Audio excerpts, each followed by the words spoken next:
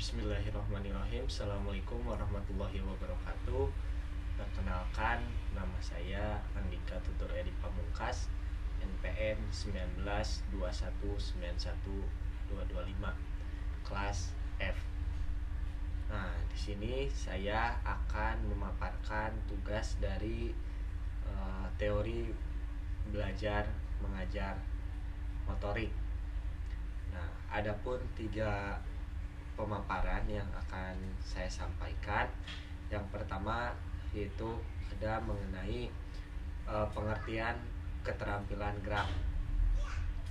Nah, keterampilan gerak dihasilkan dari pengembangan pola-pola gerak. Lalu pola-pola gerak ini merupakan gabungan dari gerakan-gerakan yang ditampilkan dalam respon-respon gerak yang membuat pola gerakan tertentu menjadi kebiasaan dalam berbagai aktivitas. Nah, menurut Drawadzki pada tahun 1981, respon gerak terdiri dari 3 tipe, yaitu yang pertama ada gerak postural, lalu ada gerak lokomotor, dan juga ada gerak manipulatif. Nah, untuk mencapai atau memiliki keterampilan pada gerak yang baik, diperlukan proses belajar dan berlatih dalam jangka waktu tertentu. Nah, adapun faktor yang mempengaruhi terhadap keterampilan gerak ini seperti faktor bakat, faktor minat, lalu ada faktor kesungguhan dalam belajar, ada faktor media belajar, adapun metode belajar, dan tingkat kesulitan gerak. Nah, ini merupakan faktor-faktor yang sangat mempengaruhi lamanya waktu belajar. Adapun keterampilan gerak dapat dibagi menjadi 2 jenis, yaitu ada keterampilan gerak open skill atau keterampilan gerak terbuka, dan juga ada keterampilan gerak closed skill atau keterampilan gerak tertutup. Seperti itu. Masuk kepada pemaparan yang kedua mengenai klasifikasi keterampilan gerak. Nah, klasifikasi keterampilan gerak dapat dibuat berdasarkan beberapa sudut pandang. Yang pertama itu ada berdasarkan kecermatan gerak. Lalu yang kedua itu ada perbedaan titik awal dan titik akhir. Dan yang ketiga itu ada keterampilan gerak menurut stabilitas lingkungan.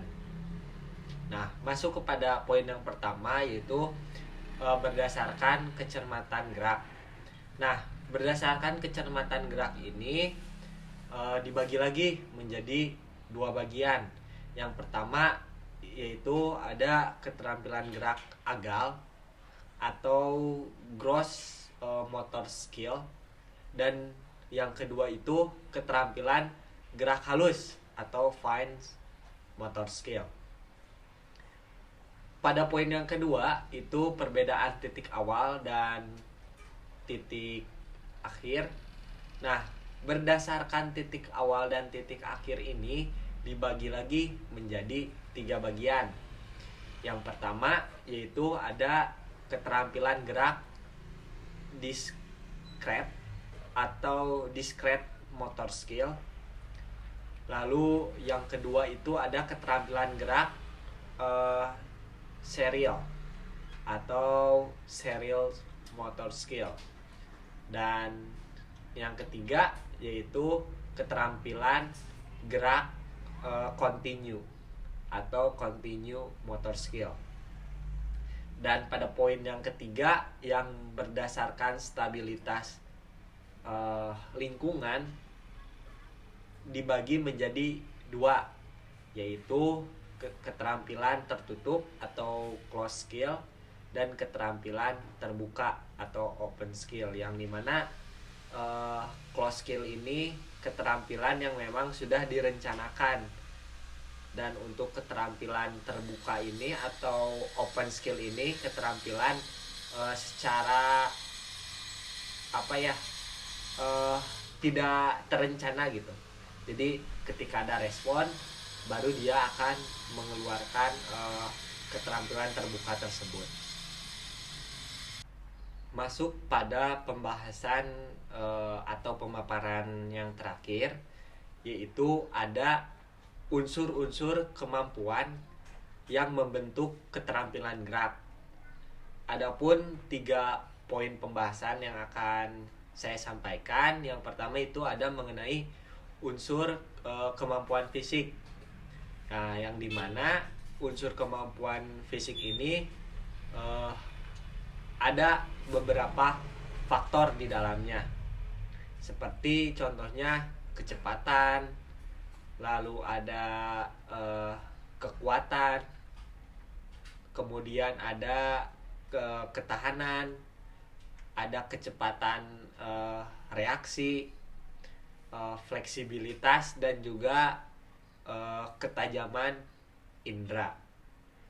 Lalu poin yang kedua itu ada mengenai unsur kemampuan mental, yang dimana unsur kemampuan mental ini diperlukan juga untuk membentuk keterampilan gerak.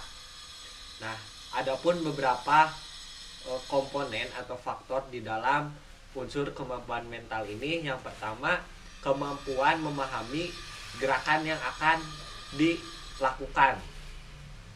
Nah, lalu ada kecepatan memahami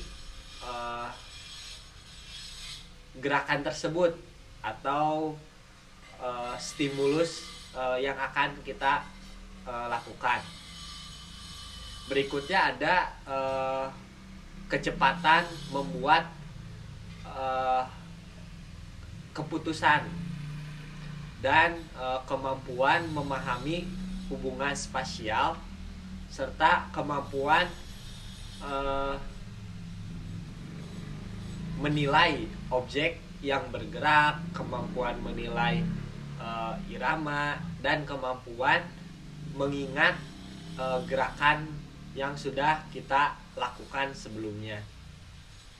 Lalu di poin yang ketiga yaitu ada unsur kemampuan emosional. Nah, yang dimana unsur kemampuan emosional ini kemampuan untuk mengendalikan emosi dan perasaan, tidak ada gangguan emosional, dan merasa perlu untuk melakukan gerak serta memiliki sikap yang positif dalam melakukan keterampilan gerak. Nah, baik, dari 3 pemaparan yang sudah saya sampaikan, di sini saya bisa menarik kesimpulan bahwasannya keterampilan gerak merupakan kemampuan seseorang dalam melakukan gerakan dengan koordinasi bagian atau keseluruhan tubuh yang berfungsi dengan baik. Gerak pun merupakan kemampuan manusia yang dimiliki sejak lahir hingga akhir hayat. Adapun hubungan kemampuan gerak dengan proses belajar olahraga dapat dilihat bahwa belajar gerak termasuk dalam ranah psikomotor dan intinya adalah gerakan tubuh. Di sini saya mengharapkan kepada penonton atau pembaca yang nantinya membaca makalah dapat mencari referensi-referensi lain sehingga tidak terpaku kepada video atau makalah yang saya buat saja, agar pengetahuan mengenai teori belajar mengajar motorik ini dapat lebih luas sehingga terjadi beberapa pandangan-pandangan daripada teman-teman sekalian. Mohon maaf atas segala kekurangan. Wabillahi taufiq wal hidayah. Wassalamualaikum warahmatullahi wabarakatuh.